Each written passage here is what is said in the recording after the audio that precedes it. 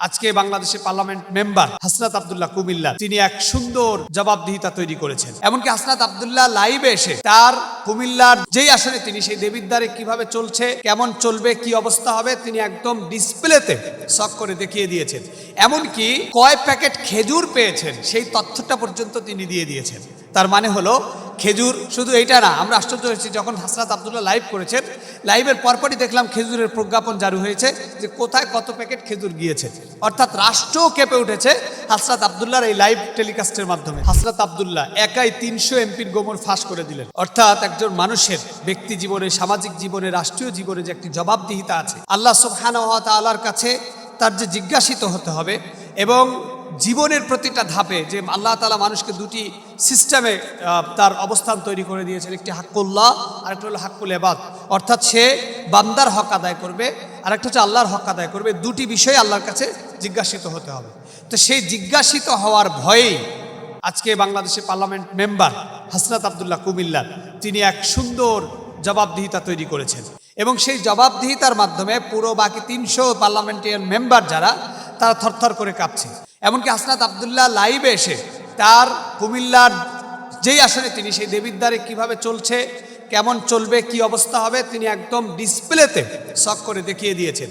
এমনকি কয় প্যাকেট খেজুর পেয়েছেন সেই তথ্যটা পর্যন্ত তিনি দিয়ে দিয়েছেন।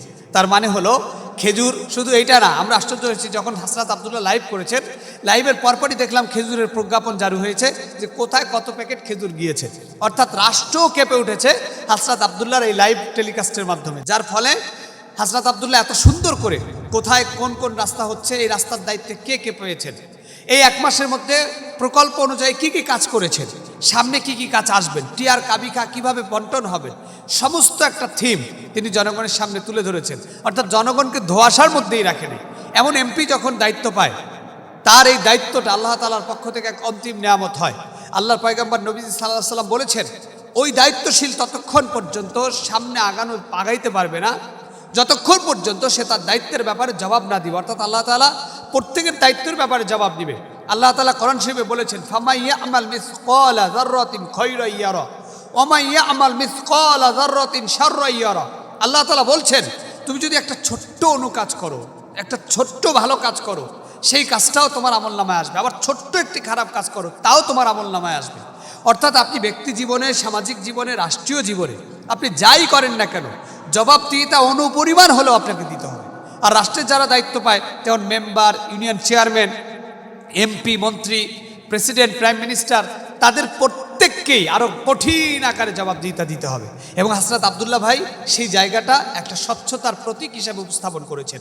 এবং আমরা ব্যক্তিগতভাবে আনন্দিত যে আমাদের বাংলাদেশে এমন একজন মেম্বার হয়েছেন যে মেম্বার জাতি, রাষ্ট্র এবং ভবিষ্যৎ নিয়ে কথা বলছেন। এবং এরকম যদি আরও কয়েকজন দাঁড়িয়ে যেতে পারে তাহলে যারা আজকে রাষ্ট্রকে দুর্নীতিগ্রস্ত করতে চায়, যারা রাষ্ট্রকে বিপদে ফেলতে চায়, যারা চাঁদাবাজি, ধান্দাবাজি, লুণ্ঠনবাজি, অপরাধ করে রাষ্ট্রটাকে একটা বিপদগামী পথে নিতে চায়, তারা ভয় পাবে, থ্রেট পাবে।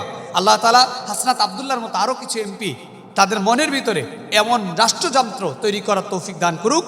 আমরা হৃদয় থেকে হাসনাত আব্দুল্লাহকে উষ্ণ অভিনন্দন জানাই। আল্লাহ তাআলা আমাদেরকে কবুল করুক, আমিন।